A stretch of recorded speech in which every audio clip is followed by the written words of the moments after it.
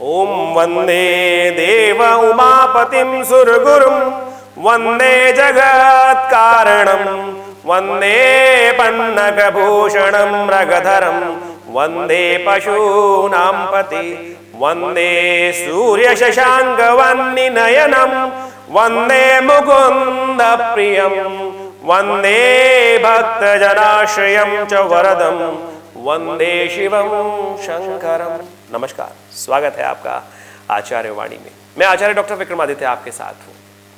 देखिए, धनु राशि वालों के लिए क्या कुछ बनने वाला है योग, और कैसे शिव महारात्रि पर आप अपने कष्टों को दूर करने के लिए योग बना सकते हैं, रास्ता बना सकते हैं। ये एक सूत्र है। शिवरात्रि एक ऐसा सिद्ध समय है, ऐसा शुभ मुहूर्त है, एक छोटा सा कार्य आपके जीवन में आपके अनेक प्रकार के कष्टों को दूर कर सकता है। वैसे तो आप भगवान का नाम तो हर रोज ही लेते हैं, बिल्कुल लेना भी चाहिए, लेकिन यह मुहूर्त जो है सिद्ध रात्रि का मुहूर्त है। सबसे पहले इसका महात्म्य समझ लें। स्कंद पुराण में एक कथा आई है कि एक शिकारी था और वो जीवन पर्यंत बहुत अलग अलग शिकार करता था। उसी से उसकी आजीविका चलती थी और उसी से उसका परिवार चलता था। उसको कोई और कार्य आता नहीं था।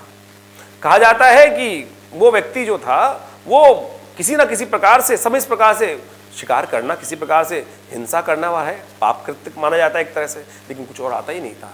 देवयोग से वही उसका आश्रय था और वही वो कार्य करता था। तो कहा जाता है कि एक दिन जंगल में फंस गया और उस दिन भाग्य से उसने शिव की पूजा कभी करी नहीं थी। और कहा जाता है कि वो एक पेड़ पे चढ़ गया था और रात्रि में वो शिव का विशेष तौर पर बिलपत्र पेड़ था और उसी के हिलने वगैरह से रात्रि में जब वो पत्ते थे वो नीचे गिर जाते थे और पत्ते नीचे गिर जाते थे। देवयोग से क्या था कि वहाँ किसी ने, आमतौर पे बिलपत्र के पेड़ को खासतौर पे भगवान शिव का स्थान माना जाता है, तो वहाँ लोग एक पिंडात्मक तौर पे किसी ने पूजा करी होगी, वहाँ शिवलिंग बना दिया था।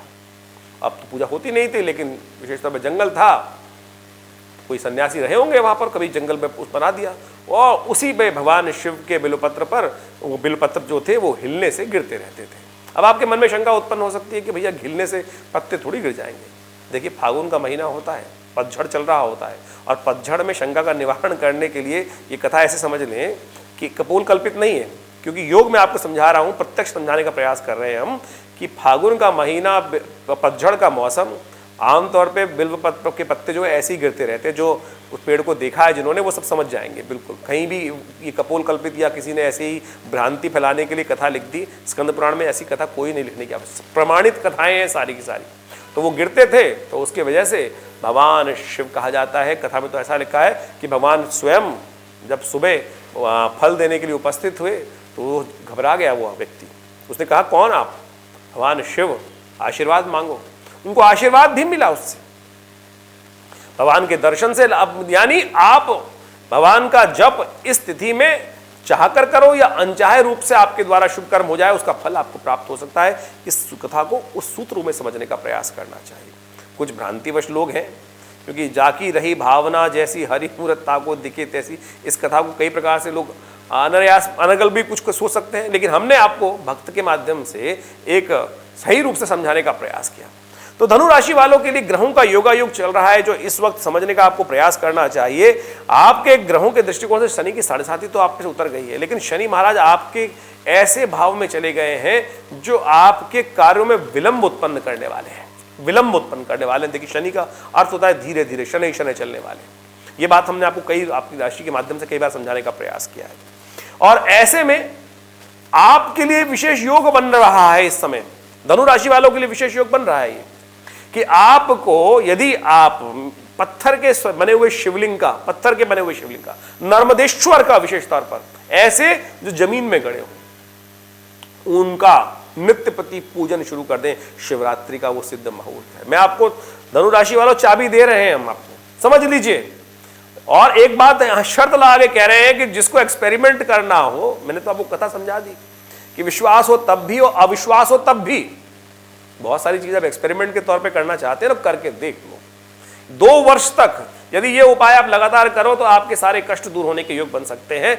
आप नित्य प्रति शिवरात्रि के दिन ही भगवान का एक नर्मदेश्वर शिवलिंग लाकर अपने घर में जहाँ कच्ची जगह हो वहाँ उसको स्थापित करें, मिट्टी के अंदर स्थापित करें। यदि घर में कच्ची जगह नहीं हो तो एक विशेष तौर पर गमला ले आइए, उसमें तुलसी का पेड़ लगाइए या केले का पेड़ लगाइए और वहाँ भगवान के नर्मदेश्वर शिवलिंग को स्थापित करके नित्य प्रति उस दिन से उनकी पूजा आरंभ कर दीजिए। और विशेष तौर पर उन पर पंचामृत के द्वारा, पंचामृत में यानी विशेष तौर पे गाय का दूध, गाय का घी, गाय का दही, गाय का विशेष तौर पर चीनी और मिलाकर, उसके अंदर विशेष तौर पर चीनी मिलाकर और शहद मिलाकर उसके द्वारा भगवान का अभिषेक नित्य प्रति करना शुरू कर दीजिए। देखिएगा, ये सूत्र हम आपको दे रहे हैं, आपकी राशि के अनुसार से दे रहे हैं, ग्रहों के योगा योग के अनुसार से दे रहे हैं, शास्त्रोक्त दे रहे हैं। मान लीजिए हमने जिसको भी बताया यह उपाय उनकी धनु राशि में जिस वक्त योग जो बन रहा है उसके अनुसार से बताने का प्रयास कर रहे हैं। देखिएगा भगवान शिव का चमत्कार होगा। आपके मंत्र जप से भगवान को ओम नमः शिवाय का जप करते हुए केवल या त्र्यंबकम यजामहे सुगंधिम पुष्टिवर्धनम उर्वारुकमिव बंधनात् मृत्योर्मुक्षीयमामृतात्, ये मंत्र का जप करते हुए नित्य प्रति इस उपाय को करने का प्रयास कर दीजिए।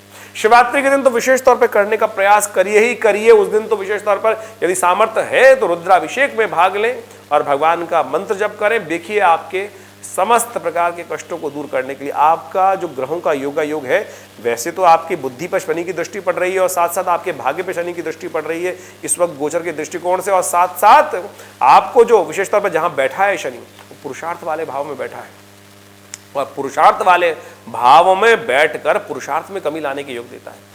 तो पुरुषार्थ में यदि आप इन सब चीज़ों को ठीक करना चाहते हैं, 7.5 खत्म हो गई है, बिल्कुल 7.5 खत्म हो गई है, लेकिन शनि आपको काम करने, अभी जो पिछले का जो विशेष ताप जो है ना 7.5 का ताप, वो खत्म नहीं हुआ है, तो उसको ठीक करने का रास्ता आपको हमने समझा दिया है। आपके समस्त प्रकार के कष्टों को दूर करने का ये योग बन सकता है। हमने विवेकानंद योगाश्रम पर भी शिवरात्रि के महापर्व पर ये सुंदर कार्यक्रम रखा है। उसमें रुद्र महायज्ञ, भगवान शंकर के विभिन्न चमत्कारिक मंत्रों का यज्ञ कराएंगे और उन सब को कर कैसे लाभ हो सकता है वो आप स्वयं देख सकते हैं। आप आशा करते हैं इस कार्यक्रम में भाग भी लेंगे और साथ साथ ये उपाय भी करेंगे। और जो कोई मन में प्रश्न चल रहा हो तो व्हाट्सएप के माध्यम से इन नंबर्स पे आप फ़ोन कर आप उन व्हाट्सएप पे भेज सकते हैं। हम देंगे आपको आपके कष्टों का निवारण, उपाय भी बताएंगे आपके जीवन में। और इस कार्यक्रम में अवश्य आप भाग लेने का प्रयास करें। दिल्ली में विवेकानंद योगाश्रम में, लक्ष्मी नगर में ये आश्रम है और वहाँ ये सुंदर कार्यक्रम का आयोजन किया जा रहा है। आप इसमें भाग ले सकते हैं। धन्यवाद।